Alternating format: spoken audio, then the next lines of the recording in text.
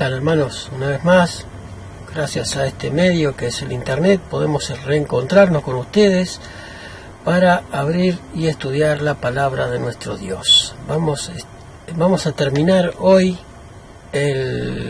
la serie, mejor dicho, vamos a terminar hoy la serie que venimos estudiando acerca del juicio y probado con la palabra de Dios. No buscamos utilizar a Elena de White para probar que hay un juicio investigador y que se está llevando a cabo hoy mismo en el cielo. Muy bien, vamos a pedirte que te suscribas a nuestro canal, que apoyes nuestras tareas, pero sobre todas las cosas que veas estos videos, porque tú tienes que verlo, interiorizarte de las cosas que Dios tiene para ti, no para asustarte. No pretendemos asustar a nadie con el estudio del tema del juicio, pero sí de que te prepares, porque hay un juicio donde nuestras vidas se investiga, donde cada cosa que pensamos, decimos y hacemos y no hacemos se anota en los libros que quedan registrados en el cielo, y eso ensucia el santuario celestial. Bien, hermanos, desde ya estamos muy contentos de reencontrarnos con ustedes y agradecidos por nuestro Dios, porque nos hemos tenido ya un suscriptor más. 534 suscriptores tenemos hasta ahora, que apoyan, y esperemos que oren por nosotros, que apoyan esta humilde tarea y que oren por nosotros. Les pedimos y les rogamos a cada uno de ustedes. No dejen de compartir nuestros videos, no dejen de verlos, sobre todo, de verlos. Y sin más, entonces vamos a buscar la presencia de nuestro Dios en oración y luego entraremos de lleno en el último estudio acerca del juicio. Vamos a postrarnos de rodillas y a buscar a nuestro Dios en oración. Cariñoso Señor que estás en los cielos, estamos agradecidos porque nos permite llevar a cabo 4 años ya de estudios bíblicos, donde podemos, Señor, y hemos cosechado amigos, hemos cosechado seguidores, hemos cosechado hermanos a los cuales les interesa tu palabra, les interesa la verdad. Padre bondadoso, te agradecemos por todo lo que haces por nosotros, por tus bendiciones, y te agradecemos especialmente por las maravillosas promesas que están escritas en tu palabra. Gracias por tu amor y tu bondad, gracias por las joyas maravillosas que tienes atesoradas en ese libro que es tu palabra. Gracias, bondadoso Dios, por todo lo que nos das. Dirige el estudio, nuestras mentes y nuestra boca en esta hora, para que todo lo que hagamos, digamos, sea solamente inspirado por ti, y que todo lo que se diga pueda ayudar a otros a reencontrar el camino de la salvación. Padre, en tus manos nos encomendamos por los méritos de Jesús. Amén. Amén. Muy bien, hermanos, sin más, entonces pasaremos de lleno al estudio de la palabra de nuestro Dios. Vamos a abrir el estudio con el versículo con el cual abrimos esta serie del juicio investigador. Y dice así, 1 de Timoteo capítulo 5, versículo 24. Los pecados de algunos hombres están abiertos de antemano, antes del juicio, y algunos hombres los siguen. Los pecados de las personas que niegan a Dios están abiertos y muchos los siguen. Muchos siguen por esa senda de pecado que está abierta, que no ocultan, ¿no es cierto?, que no les interesa nada acerca de Dios. Esos ya se condenaron a sí mismos. Pero aquellos que dicen seguir a Dios, que con la boca dicen amamos a Dios y queremos a Dios, pues ¿cómo sabemos si somos genuinos o no? Por eso es necesario la obra de un juicio. Muy bien, estuvimos viendo muchos aspectos con respecto a esto, el abogado, las normas sobre los cuales seremos juzgados, ¿verdad? Y la importancia de la fe en el abogado. y el tiempo en el que hemos sido juzgados, en el que estamos siendo juzgados, en el cual todavía están siendo juzgados los muertos. No sabemos cuándo será el juicio a los vivos, pero ya llegará, ¿verdad? Y quiero redondearles una cosa con respecto al estudio del sábado pasado, del perdón y borrado de los pecados. Es importante entender el texto en el cual se habla del borrado de los pecados en la Biblia. Muchos me dijeron, pero hermano Alejandro, no, ese versículo que usted citó como base bíblica para decir que la Biblia habla acerca del borrado de los pecados, no dice nada. Pues yo te digo que dice mucho. Si tú eres un estudioso de la palabra de Dios, ese versículo dice mucho. ¿Y cuál es ese versículo? Pues está aquí en Hechos capítulo 3, versículos 19 y 20. Vamos a abrir la palabra de Dios y ver lo que nos dice. Dice lo siguiente la palabra de nuestro Dios. Y quiero que desmenucemos este versículo que es clave para esto. Dice la palabra de nuestro Dios en el libro de los Hechos, Hechos capítulo 3, versículo 19 y 20. Notemos lo que nos dice el apóstol Pedro en estos dos pasajes. Y prestémosle suma atención. Dice, así que arrepentíos y convertíos para que sean borrados vuestros pecados. Los pecados son borrados cuando hay arrepentimiento y conversión. ¿Pero cuándo? ¿En qué momento? Dice así el texto. Así que arrepentíos y convertíos para que sean borrados vuestros pecados. Pues que vendrán los tiempos de refrigerio de la presencia del Señor, y enviará a Jesucristo, que os fue antes anunciado.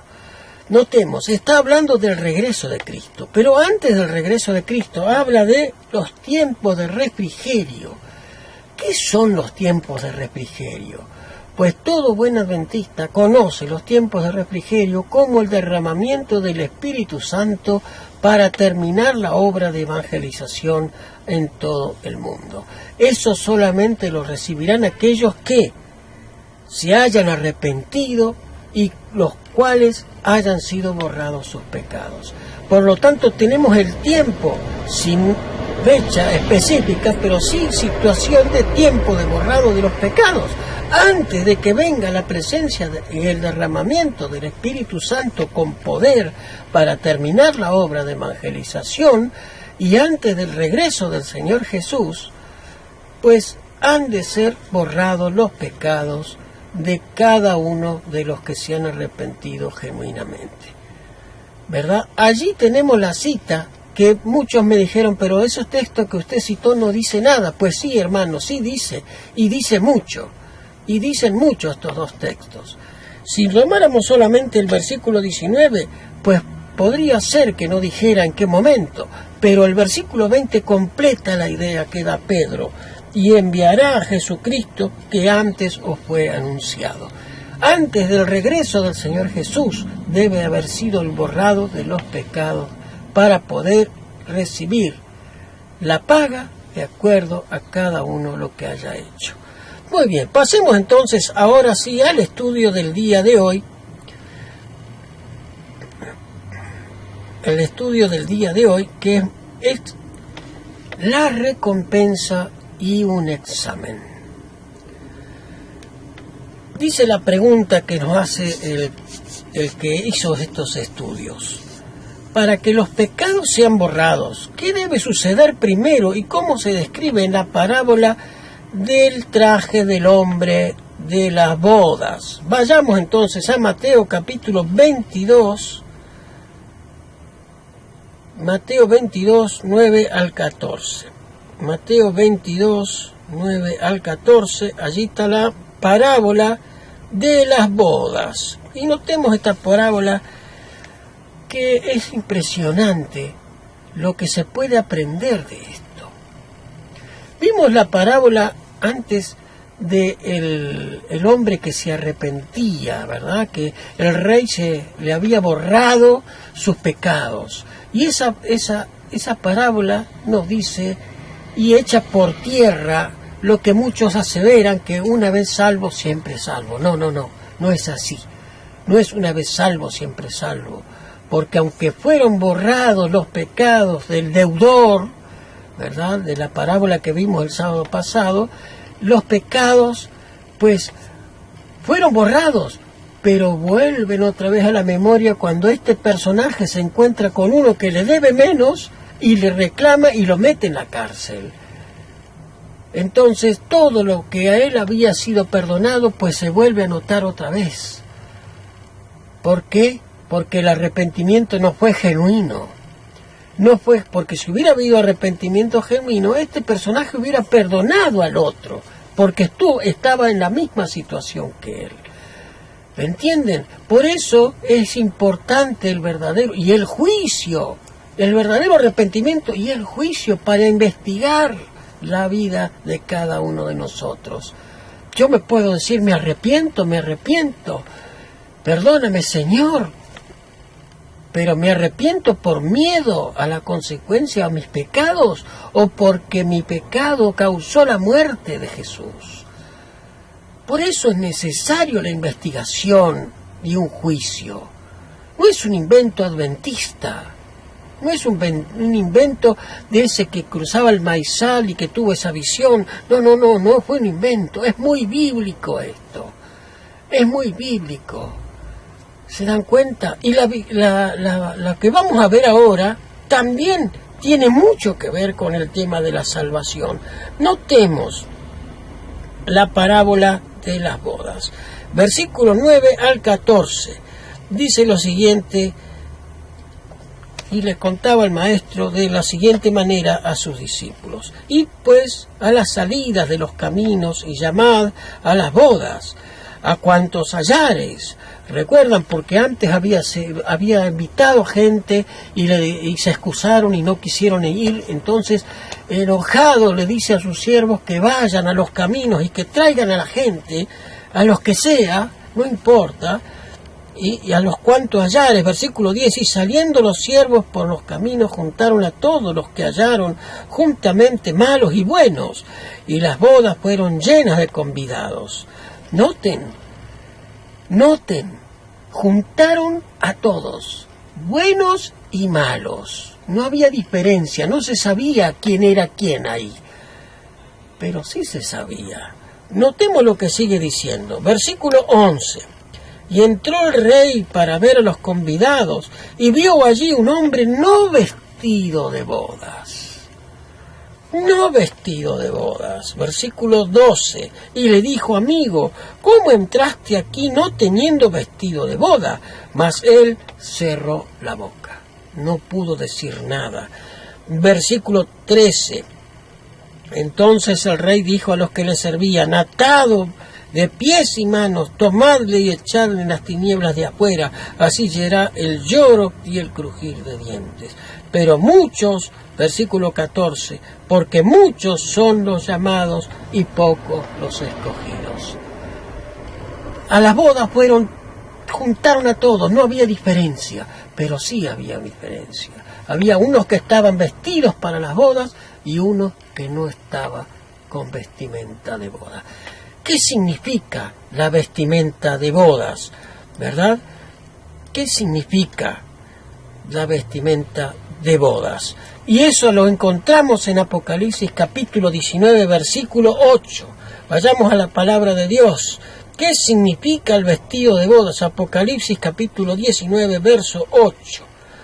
Notemos lo que nos dice el revelador Juan. 19, 8 de Apocalipsis. Dice así Juan, y le fue dado que se vistiera de lino fino, limpio y brillante, porque el lino fino, blanco, son las justificaciones de los santos. Los santos son justificados, cubiertos con lino fino, blanco, resplandeciente, sin mancha de pecado. Y notemos lo que nos dice Filipenses 3:9, para redondear la idea. Filipenses capítulo 3, versículo 9, notemos lo que nos dice el apóstol Pablo con respecto a esto, al vestido de boda. ¿Qué es el vestido de boda? Juan nos dice que es las vestiduras blancas y la justicia de los santos. Y notemos lo que nos dice Pablo, a ver si realmente combina o redondeamos una idea mejor. Versículo 9 del capítulo 3 de Filipenses dice: y ser hallados en él, no teniendo mi justicia, dice Pablo, no teniendo mi justicia, dice, que es por la ley, sino la que es por la fe en Cristo, la justicia que es de Dios por la fe. Lo único que nos puede salvar es la justicia de Dios que es por la fe, ¿verdad?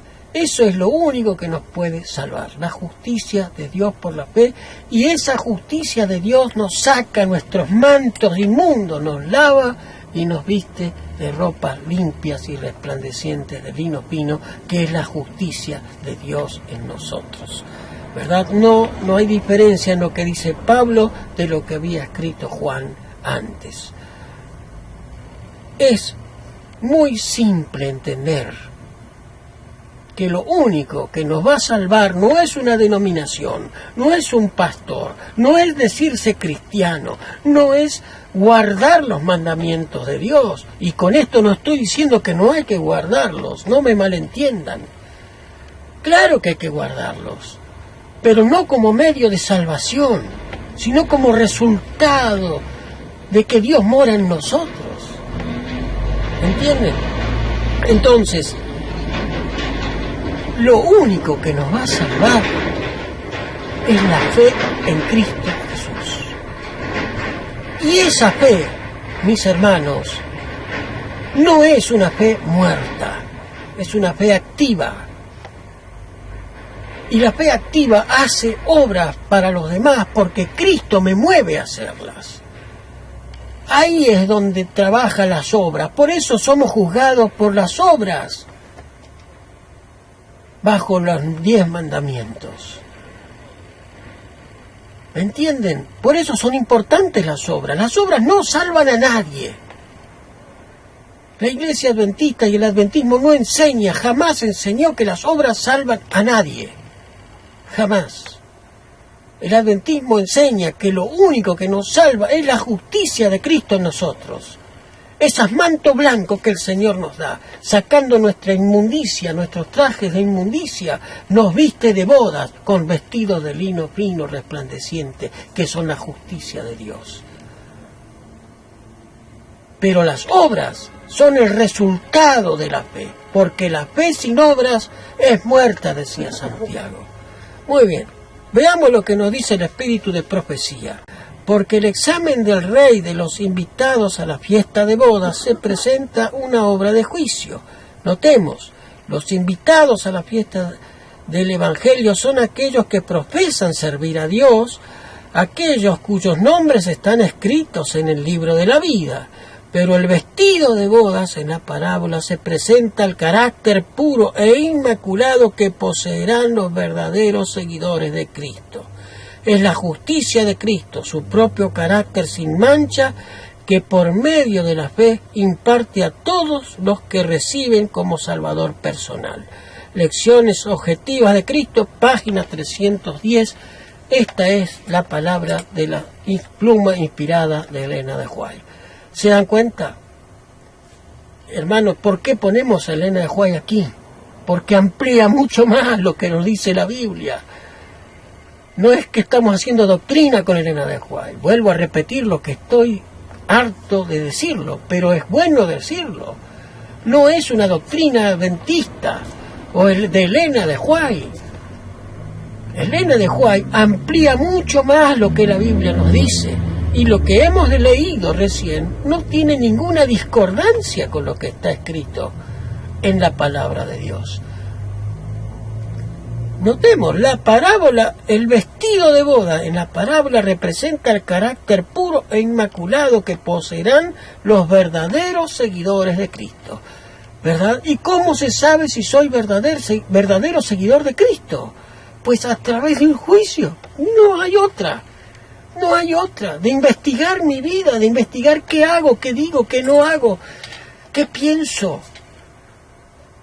Por eso es necesario un juicio. Por eso es necesario.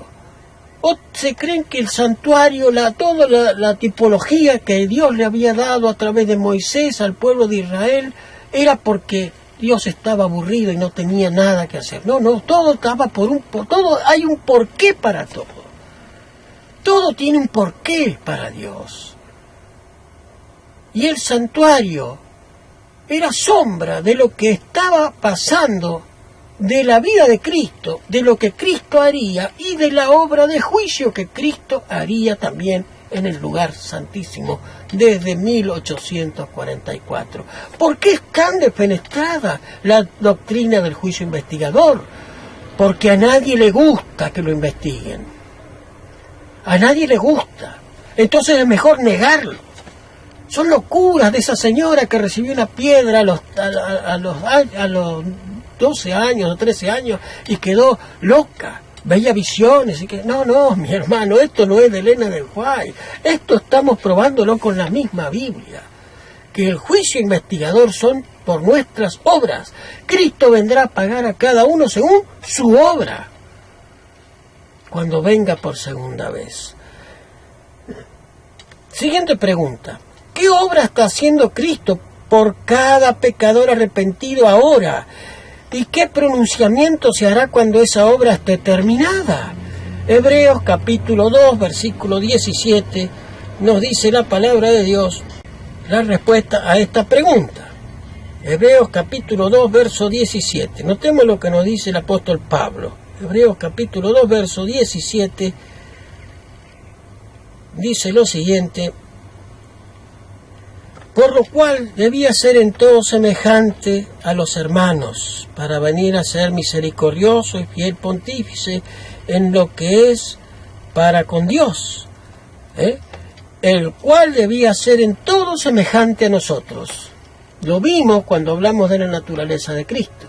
Cristo era en todo igual a nosotros, no tenía ninguna diferencia, humanamente, humanamente. Y dice, para venir a ser misericordioso y fiel sumo sacerdote en lo que es para con Dios, para expiar los pecados del pueblo.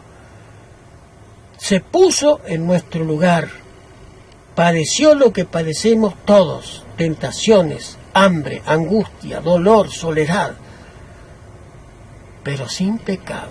No se dio ni un ápice al pecado. ¿Por qué? Porque su vida era una estrecha relación con el Padre. Apocalipsis 22:11 también habla con respecto a esto. Apocalipsis 22:11, Apocalipsis 22:11 nos habla con respecto a esto también. Versículo 11 de Apocalipsis 22 nos habla de lo siguiente: el que es injusto sea injusto todavía, y el que es sucio ensúciese todavía, y el que es justo sea todavía justificado, y el santo santifíquese todavía. ¿Cuándo se dirá esto? Cuando la obra de Cristo en el santuario celestial se termine. El que está, está. Como está, te quedás. Y hasta el retorno de Jesús a la tierra, pues el que es santo será santo, no pecará. El que profesaba ser cristiano pero no se arrepintió de corazón, al terminar el juicio investigador no podrá ser salvo. Es duro, pero es así. Y no hay que tener miedo al juicio. Miedo hay que tener a no tener a Cristo. Porque el que tiene a Cristo tiene la vida. Versículo 12. He aquí yo vengo pronto y mi galardón conmigo para recompensar a cada uno según su obra. Antes de la venida de Cristo se cerrará el juicio investigador. Entonces sí podrá venir Cristo. Sale del lugar santísimo, entra al lugar santo, y al salir del lugar santo al atrio exterior, que vendría siendo la tierra, después vuelve por segunda vez. Daniel capítulo 12, versículo 1. Daniel capítulo 12, versículo 1 dice lo siguiente: y en el tiempo en que se levantará Miguel, el gran príncipe que está de parte de los hijos de tu pueblo, será tiempo de angustia, el cual nunca fue después que hubo gente en la tierra. Entonces, mas en aquel tiempo será librado tu pueblo, todo lo que se hallaren escritos en el libro. ¿Se dan cuenta? Daniel también hablaba de los que estaban escritos en el libro. El día que se termine el juicio será un tiempo de angustia. No se sabrá acá en la tierra, pero habrá señales que nos dirán que se están cerrando la gracia. ¿Cuáles? Las plagas, por ejemplo. Las plagas. Cuando empiecen a caer las postreras plagas, ya nos daremos cuenta de que la gracia se cerró. Si Cristo terminó su obra intercesora en el santuario, y el que es santo sea santo, y el que es impío quedará impío para siempre. Entonces será tiempo de angustia. ¿Por qué angustia? Por el que yo no sabré si realmente seré salvo o no.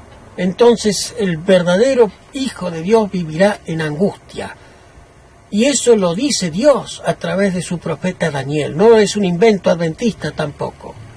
Lo está diciendo Dios. Siguiente pregunta.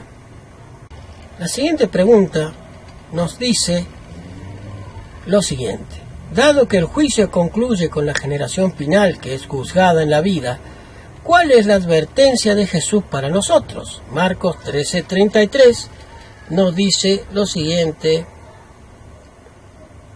Juan Marcos dice así: mirad, velad y orad, porque no sabéis cuándo será el tiempo. Debemos estar velando y orando y en arrepentimiento genuino por nuestros pecados y tratar de dejar el pecado, porque cuando Cristo termine su obra ya no se puede hacer, y un pecado nos priva del vestido de bodas. ¿Qué seguridad tendremos?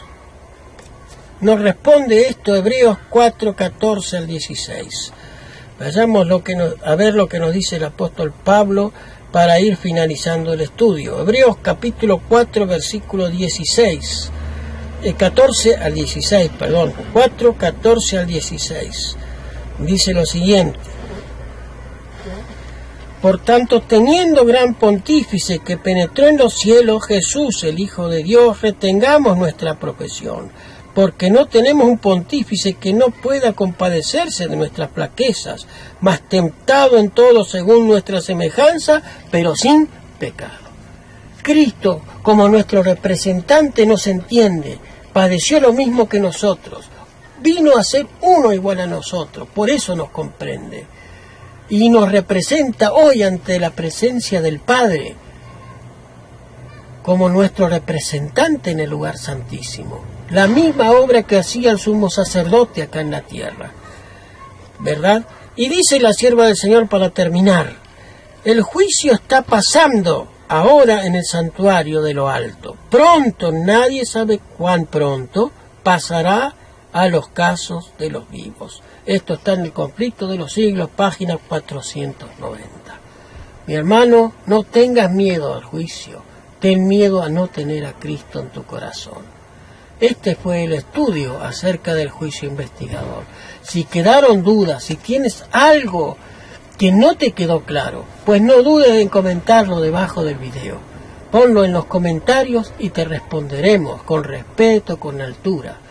Hemos probado con la misma palabra de Dios que el juicio investigador es un hecho real, que está ocurriendo ahora, antes del regreso de Cristo, y que cuando Cristo termine la obra de juicio en el cielo, ¿verdad?, vendrá a buscar y a pagar a cada uno según su obra. Ojalá que nuestra obra sea por obra y gracia de Dios, de fe y de justicia para con Dios. Aceptemos la justificación por la fe que nos da Dios. Y amemos al Señor y obedezcámosle guardando sus mandamientos como resultado de que Jesús mora en nosotros. Vamos a terminar el estudio y concluiremos con una oración. Cariñoso Dios que estás en los cielos, te damos gracias por la salud, por la vida. Gracias porque nos permitiste reestudiar y algunos conocer acerca del juicio investigador. Gracias, Señor, porque tú nos das la posibilidad de que conozcamos tu verdad. Y estaba en tu palabra todo lo que nos hace a nosotros abrir nuestros ojos. Abre nuestros ojos de la fe. Ayúdanos a ser obedientes a tu palabra. Señor, te agradecemos por tu misericordia, por tu amor. Gracias por todo lo que nos das. Te agradecemos y te pedimos estas cosas por los méritos de Cristo Jesús. Amén.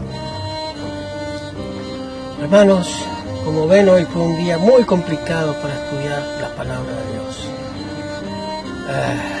Intenté hacerlo, el video, temprano en la tarde, pero desgraciadamente Satanás no quiere que se digan estas cosas. Había muchísima interrupción, aún hoy, ahora hay mucho ruido e interrupción en la calle. Está molesto el diablo, no quiere que se diga estas cosas, no quiere que tú lo sepas. Por eso, como decimos cada vez que terminamos un estudio, lámpara es a mis pies tu palabra y una luz en mi camino. Repasa los textos, medítalos, piensa en lo que hemos hablado y ponte en las manos del Señor.